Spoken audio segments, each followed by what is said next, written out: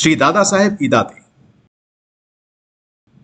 Sri Dadasaheb Idate is an eminent activist who has been instrumental in setting up a full-time commission to look after the welfare of over 1,500 nomadic tribes of India. Dadasaheb Idate is known as Karmaveer for his relentless, untiring work for the upliftment of the nomadic tribes. If you would like to watch more such quality videos, please subscribe to Vishwashanti Darshan, a channel dedicated to world peace. Please don't forget to press the bell icon.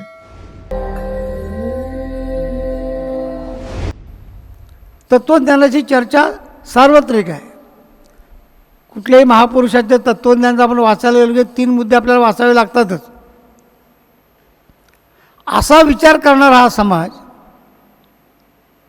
आणि त्या समाजामध्ये अशा तऱ्हेच्या असणारी परिस्थिती, ती परिस्थिती एकदा visualise आपण करावी, त्याचं गांभीर्य लक्षात घेऊन ते सोडवण्याचा प्रयत्न करावा, कारण ती आपली जबाबदारी आहे. नियतीने आपल्यावर टाकलेली ती जबाबदारी आहे. इतिहासात काय घडलं ह्याचा अभ्यास जरूर केला पाहिजे. कशासाठी केला पाहिजे, तो वर्तमान काळात आम्ही त्याच्यासाठी काय वर्तन करावं आणि भविष्य काळामध्ये काय घडवावं. आज आपण उलटं करतो. भूतकाळातले सगळे विषय वर्तमान काळ उकरून काढून त्याच्यावर इतक्या भानगडी करत बसतो की भविष्यकाळच धोक्यात येईल. हे आपण अनुभवतो. वस्तुस्थिती अशी आहे की इतिहासापासून धडा घेतला पाहिजे. आता लोक असं म्हणतात की इतिहासापासून धडा घेतला पाहिजे असं इतिहास सांगतो, पण त्याचं उत्तर असं आहे की इतिहासापासून काही आम्ही धडा घेत नाही, हाच धडा त्याच्यापासून घेतो. त्यामुळे या आपल्या देशाचा विचार करत असताना इतक्या मोठ्या देशाचा 3000 किलोमीटर लांब, 3000 किलोमीटर रुंद असा असणारा आपला देश, एकेका महापुरुषाचं त्या काळातलं आहे चिंतन, प्रत्यक्ष व्यवहार, संपूर्ण देश एकत्र करण्याची त्यांची क्षमता आणि प्रत्येक माणसाकडे बघण्याचा त्यांचा दृष्टिकोन, तो त्याने आपल्याला सांगितलेला आहे. आपण तो व्यवहारात आणलेला नाही, ही आपली कमतरता आहे. ज्ञानेश्वरांचं नाव मगाशी आलं, येणार वारंवार इथं ते येणारच. ते ज्ञानेश्वर म्हणतात की ये हृदयेचे ते हृदय. भगवान बुद्ध सांगतात जसा मी तसा तू. आहे आपल्याकडे सगळं, पण जसा मी तसा तू हे व्यवहारात आहे का?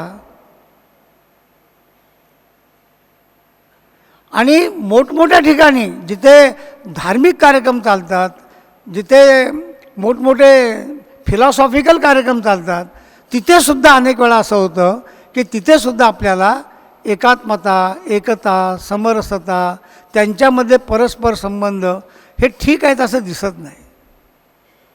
आणि त्याच्यामुळे आपल्या देशामधले सगळे प्रश्न आहेत हे उग्र प्रश्न आहेत. ते किती उग्र आहेत मी काही उदाहरणं सांगतो, काही सांगणं कठीण आहे, सगळेच काही सांगता येणार नाही, पण ते आपण पाहिलं पाहिजे. आत्ता मी कमिशनचा एक चेअरमन होतो.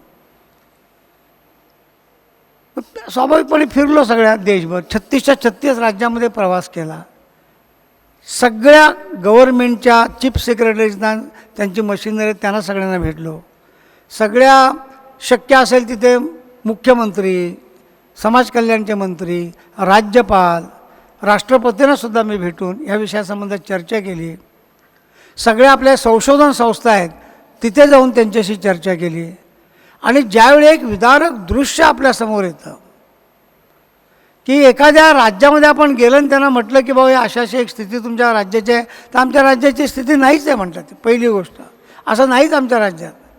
थोडा आग्रह धरला की कुठे आहे काय आहे सांगितलं की मग हळूहळू त्यांना रिअलाईज व्हायला लागतं. परंतु ज्यांनी याचा विचार केला पाहिजे, समाजामध्ये सौहार्द आणणं, समाजाला एकात्म रूपामध्ये उभं करणं, ही ज्यांची प्रशासनामध्ये, शासनामध्ये ज्यांची जबाबदारी आहे त्यांना विषयच माहीत नाही. मग करणार कोण? आणि त्यामुळे हे विषय कसे आहेत, आपल्याकडे अनेक गोष्टी आहेत. म्हणजे जे रंजले गांजले ह्याच्यामध्ये विषय कितीतरी येऊ शकतात, किती प्रकारचे येऊ शकतात. म्हणजे जसं अंधश्रद्धा आहे समजा, तर अंधश्रद्धा याचा आपण कशी चर्चा करतो की एखादं कुठं भुताटकीचा अमुक तमुक असं काहीतरी दिसलं म्हणजे ते अंधश्रद्धा वगैरे असं काहीतरी म्हणतो आपण. काहीतरी कुठं लिंबू ठेवले आहेत, तांदूळ टाकले, टाचण्या लावल्या आहेत, मग ती काही भुताटकी वगैरे असावी आणि मग ती अंधश्रद्धा असं आपण म्हणतो. पण अंधश्रद्धा जगणारी माणसं कशी आहेत?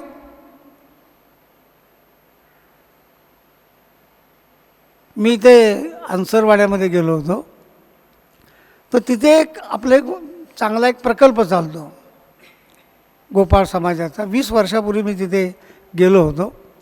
आता एक उत्तम महाराष्ट्रातला सर्वोत्कृष्ट उपक्रम म्हणून त्याला पारितोषिक गव्हर्नमेंटचं मिळालेलं आहे. मी जेव्हा तिथे गेलो तेवढी एक कथा मी ऐकली, सुन्न होऊन गेलो. आत्ताच्या कालखंडामधली मी सांगतो आहे. एक तरुण मुलगी गरोदर होती आणि तिथं बाळंतपणाची वेळ आली आणि पोट लागलं दुखायला. आता मी सांगतोय तो सोपं आहे सांगायला, वेदना ज्यांना होतात त्या आपण काही शब्दात सांगू शकत नाही. आणि मग नेहमीच्या त्यांच्या पद्धतीप्रमाणे महिला आल्या, त्यातल्या बाळंतपणासाठी प्रयत्न सुरू केला आणि बाळंती काय होईना. एक दिवस गेला, ती झगडते आहे, हे सगळे प्रयत्न करतायत. आता हा व्यवहार काय असेल याची जरा कल्पना करा तुम्ही. असे 3रा दिवस उजाडला. शेवटी एका महिलेला असं वाटलं काय आहे बघूया, म्हणून एक महिला तिच्या पोटावर उभी राहिली. मी आत्ताच्या काळातली गोष्ट सांगतो, ही प्राचीन काळातली नाही, लातूर जिल्ह्यातली सांगतो आहे, निलंगा तालुक्यातली अन्सरवाड्यातली सांगतो आहे. आणि मग त्यांना म्हटलं रे तुम्ही एवढा प्रयत्न करताय तर जर आपण दवाखान्यात जाऊ ना. त्यामुळे दवाखान्यात नाही जायचं. अरे म्हटलं नाही गेलं तर मरेल, आणि मेली तर दुसरी करू म्हणले. एक स्त्रीचं जीवन, त्या जीवनाकडे बघण्याचा एक दृष्टिकोन क्रमांक 1. क्रमांक 2, का नाही जायचं दवाखान्यात? तर त्याचं जे कारण आहे ते इतकं भयानक आहे. ते कारण असं आहे की दवाखान्यात गेलं की त्या महिलेला बाळंतपणाची जी काय प्रक्रिया असेल त्याच्यात पुरुष डॉक्टर असणार आणि त्या पुरुषाचा हात लागेल तिला. आमच्या समाजात प्रथा अशी आहे की कुठल्याही पुरुषाचा हात जर आमच्या स्त्रीला लागला तर आम्ही स्त्री बहिष्कृत करतो समाजात.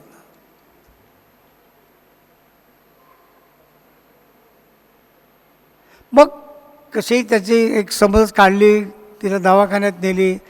परमेश्वर कृपेने बाळंती दोघेही सुखरूप आहेत. पण आता ही जी अंधश्रद्धा आहे की मेली तरी चालेल, परंतु तिथं गेल्यानंतर एका पुरुषाचा तिला हात लागेल, तो लागला की ती आमच्या जातीतनं ती बाहेर गेली, तिला आम्ही परत घेणार नाही जातीमध्ये. ही अंधश्रद्धा कोणत्या टोकाची आहे? आणि आत्ताच्या कालखंडामध्ये म्हणजे आम्हाला आमच्या प्रोजेक्टचा विचार बदलावा लागला. मग तरुण सगळ्या मुली आहेत, त्या मुलींना नर्सिंगच्या कोर्सेसला पाठवायची पाळी आमच्यावर आली. त्यातनं 5, 10, 15, 20 नर्सेस तयार झाल्या आणि मग तो विषय हळूहळू मार्गी लागत गेला.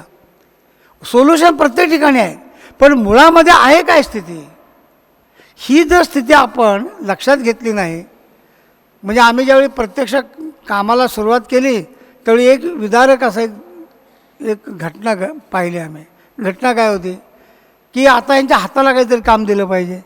हाताला काम द्यायचं तर त्यांना प्रशिक्षण दिलं पाहिजे. प्रशिक्षण द्यायचं तर कुठं द्यायचं?